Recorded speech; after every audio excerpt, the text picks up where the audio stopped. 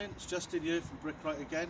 We did bring you a video yesterday, but I completely ruined it, Brad, didn't I? You did? I had it all I had you upside down on the saw, didn't I? So apologies for that. We wanted to show you this, but we're going to show you how to lay a slab now. But what we had yesterday was, see these yellow lines coming up there, Brad, on the camera? These yellow string lines? Yeah. So what we had that down in the corner where the bit of concrete is weighing it down in that bottom corner.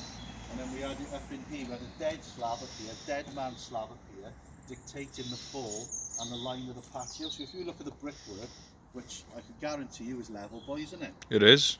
You can see the fall on the brickwork coming down, so we've got a fall angling away into the garden. So that's what our line dictated.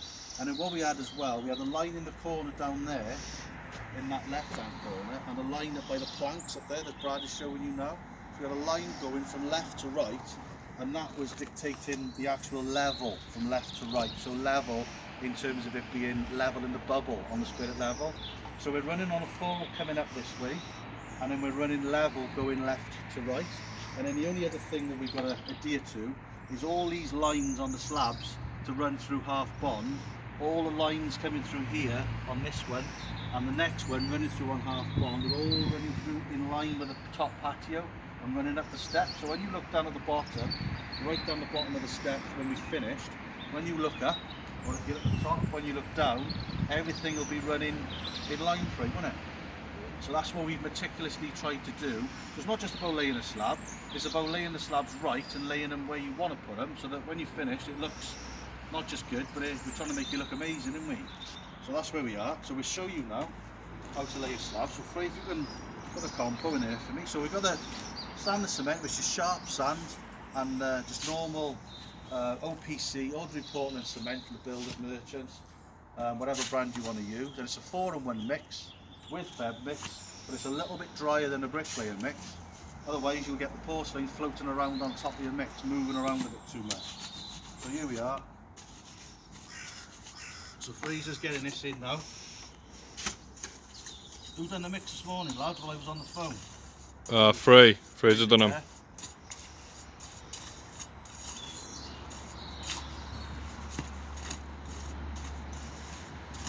Right, put a bit more in here, please, Fraser. You get your bed in. So we're not shy on using the sand and cement because it's a full bed, so it's all underneath the slab. And when you put your slab on top of this, with your MOT type 1 that we put underneath, which we've whacked in layers, Brad, haven't we? We have. And we've put this down more or thicker than 100mm thick underneath. So we've got loads and loads, tons and tons and tons. Because if you look at the previous video, there's a massive tree stump by here. So MOT base up there, type 1, MOT in here. So let's finish laying this bed now. And the same as laying bricks, because like I was saying in yesterday's video, basically, you know, I'm laying bricks on the floor here now, aren't I? And these are half bond like bricks. I'm laying my bed and I'm laying the slab. So this is basically, to me as a bricklayer, this is bricklaying on the floor, you know. So I think every bricklayer should be able to lay a patio. So feather your sides back, because you don't want the cement coming up through the joint and spoiling everything. Right, we've got a nice bed on there now. Next job now, me and Fraser lift this slab up, and what we're going to do is we're going to paint the back of the slab with a priming slurry. And again, if you watch our other videos, they'll explain about priming slurry. It's basically to bond, because these porcelain slabs now, they're non-porous, so they're very, they're not going to absorb much water, 0.5% of water for vitrified porcelain. So we're going to put this paving slurry on the back now, so go on Fred, we'll show them that.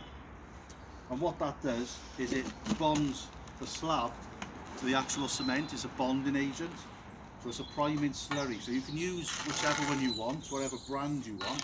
We use Paper, and we buy that from Travis Perkins, but I'm not plugging it. You can buy whatever one you want, whatever one you think is right. Here's the brush, right? On the wall. So Fraser put this on there now, he's not shy with it. Right, keep going, right.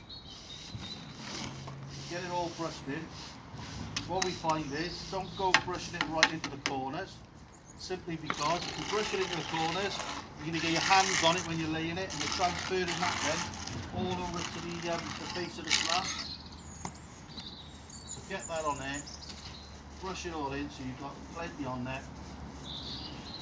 Now we're not being shy with this because this is the only thing that's going to bond that slab to that cement. So you know you want to be putting it on. You want to be putting it on quite thick. We'll spin this over now.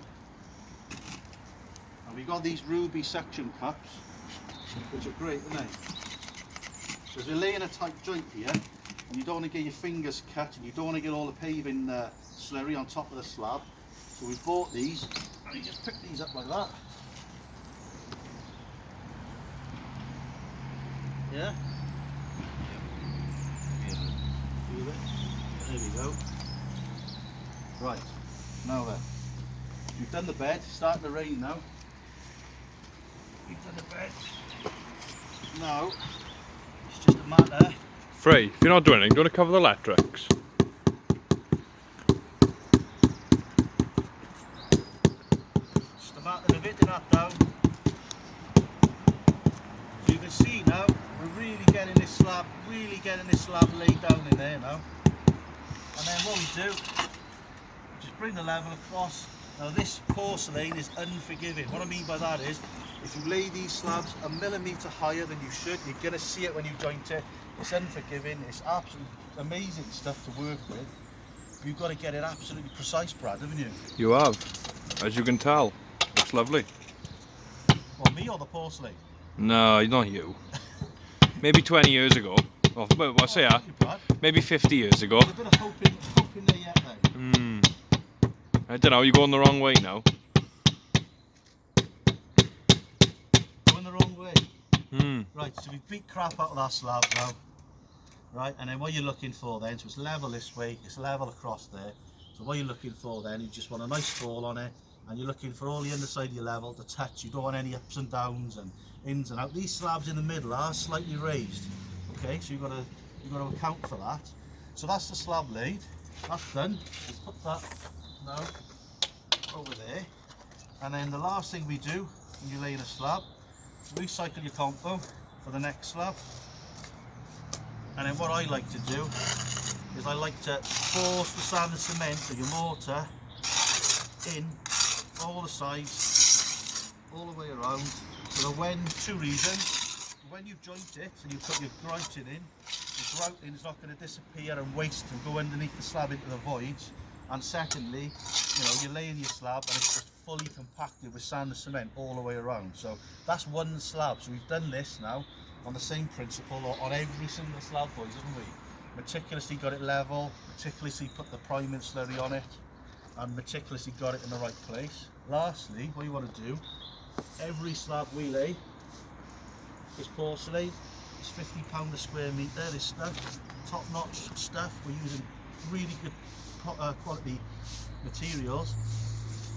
So we want to take pride in our work, look after what we're doing, and make sure that when we come to the end of the job and we point it, we don't want any stains or any sand and cement residue or anything on that slab. So every single slab we clean off with a sponge, Brad, don't we? We do. And then lastly, what we've been doing is we've been measuring, and we've put all this brickwork in absolutely meticulously to get this work in half bond down here, Brad, haven't we? Yeah. You know, so we got half bond on the slabs coming round on the brickwork, which then carries on half bond all the way down the brickwork down there. And then what we were conscious about, we've got a cut going from here to there, Brad, haven't we? Yeah. We didn't want the cut to run out the square.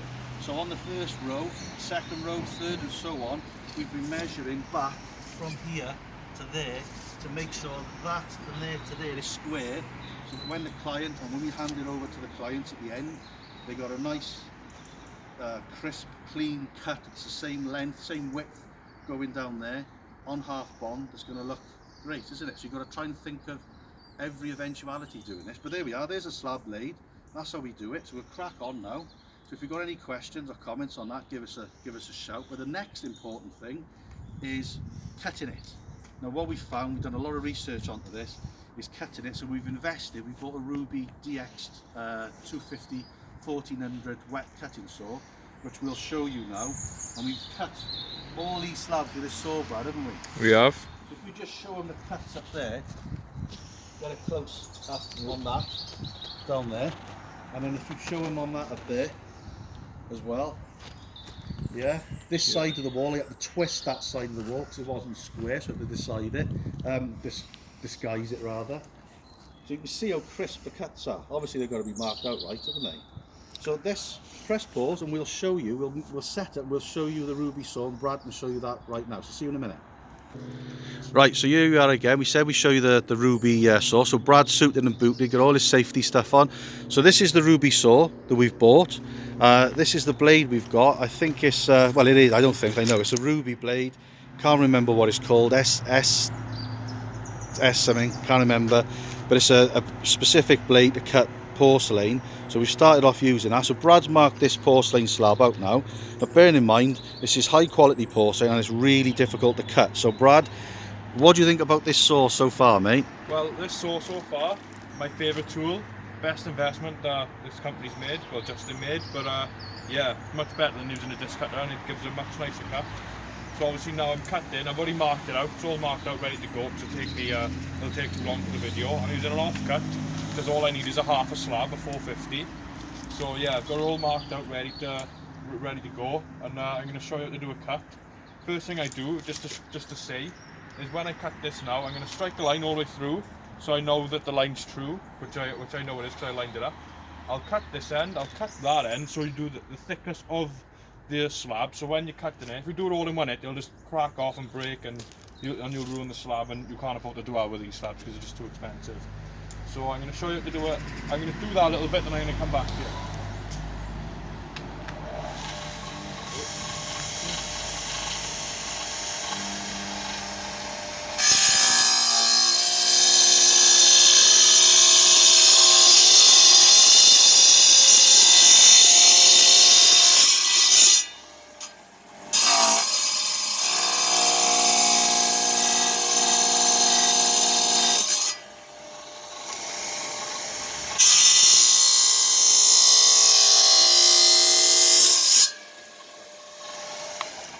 So that's done. Obviously, as you can see, it's a wet saw, so I don't need to wear a mask. There's zero dust, which I love. I hate getting covered in dust, so I haven't got to worry about that at the minute. Your back? My back is nothing, is nice, is all at my height. I mean, I'm tall, so yeah, it just works perfect. He's 4'6", he is, he's lying. Yeah, so you haven't got to start it, the disc cutter all the time either, have you? No, well it's electric, so I ain't sitting here yanking the thing. You just press green to go, red to stop, perfect. Let's cut it, let's do it. Right.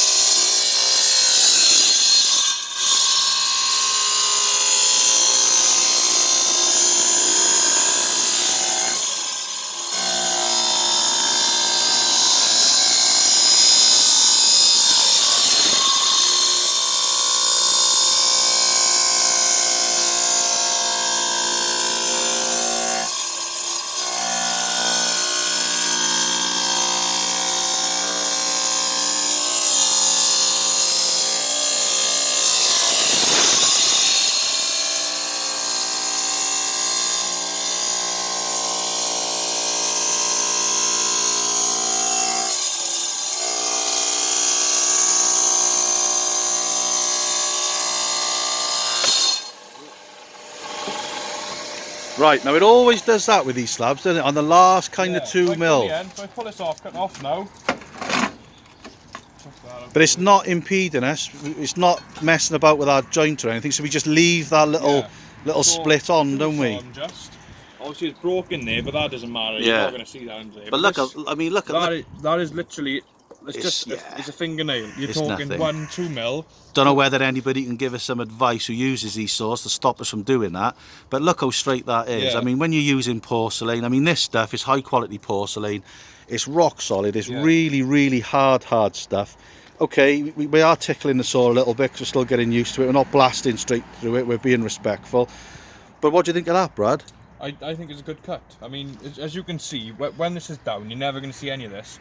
That is the most straightest line you're going to get. Yeah, I mean, look at that. It's such a true straight line. And that's what you want. When you're working with 4mm spacers on porcelain, you know, if your cut's out by 2mm, you're going to see it on every cut, aren't you? So the client's going to notice that, you're going to notice that.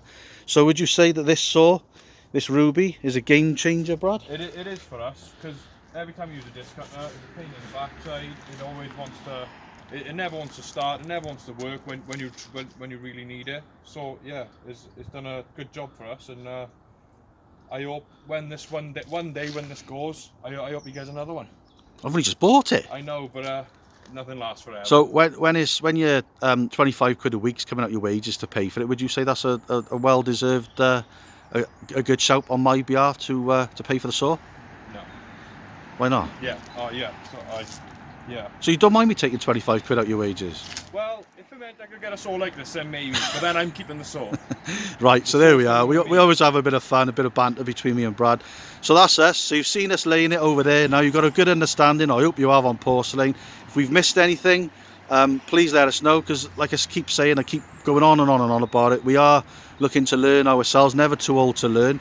So Brad, say ta-ra to your little friends. I'll see you all later. See you all later, and we'll crack on. Please like and subscribe. Click that subscribe button. Keep us all happy. Keep Brad happy, because your missus is going to be watching this later now, because you've been on YouTube again, isn't she? I love it. Right, take care. Stay safe. See you on the next one. Cheers. Ta-ra. You ask